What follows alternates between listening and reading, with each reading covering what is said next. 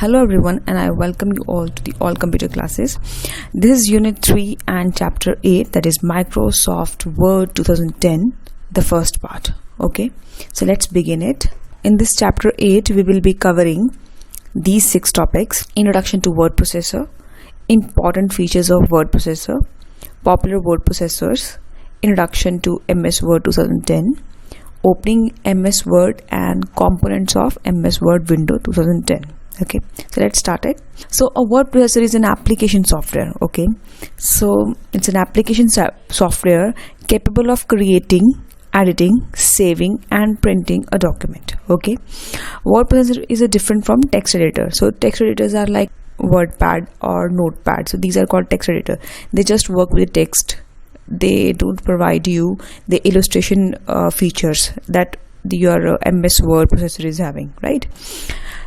Every single piece of information in our daily life is touched by a word processor directly or indirectly.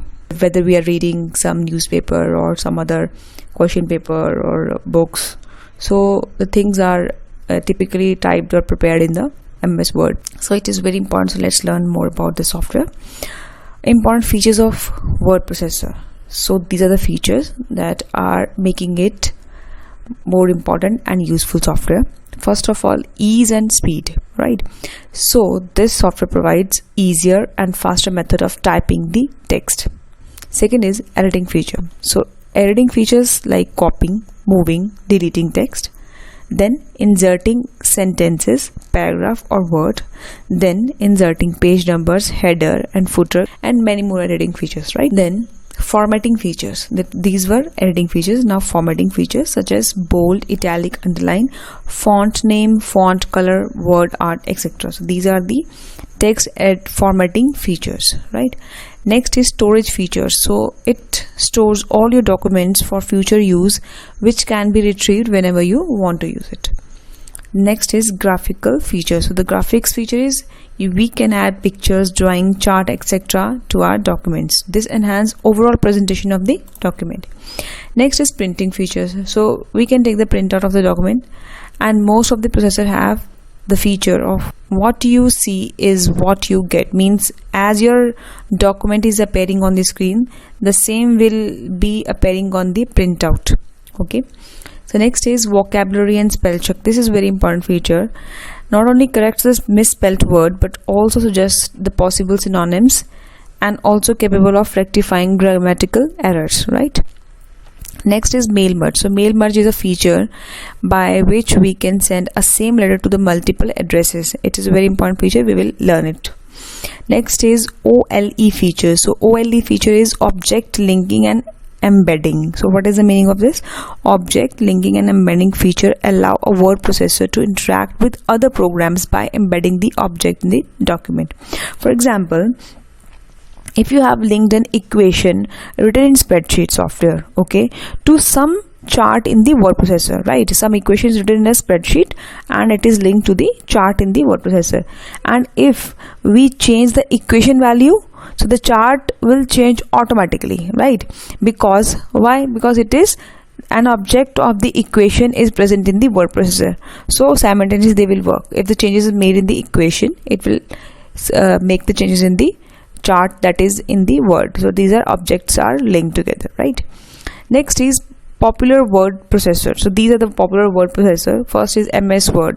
This is a desktop utility. What does it mean? Desktop utility means it is mostly used offline as a downloaded software. You can install it, right?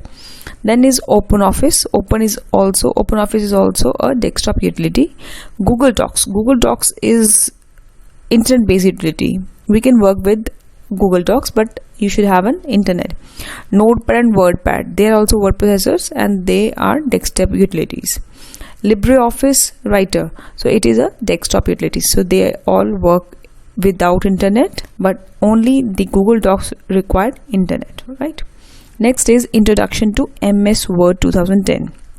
So Microsoft Word is a part of Microsoft Office suite, right?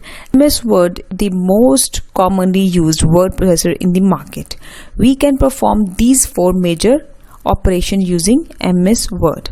So first operation is creating and saving a document, opening an existing document editing and formatting a document, previewing and printing a document. So these are the major 4 tasks. Next is how to open MS Word. So it's very simple. Most of the softwares open in this way only. You just click a start button or your Windows button from the keyboard. Click on the old program, go to the Microsoft Office and click on Microsoft Word. Or other method, you can right click on your desktop or wherever you want to open. Go to the new option and choose the software that you want to open. It opens a blank document with a temporary name called document 1. It displays 2 windows on the screen, right? So the largest window that is covering the entire screen is called application window, right? This is an application software.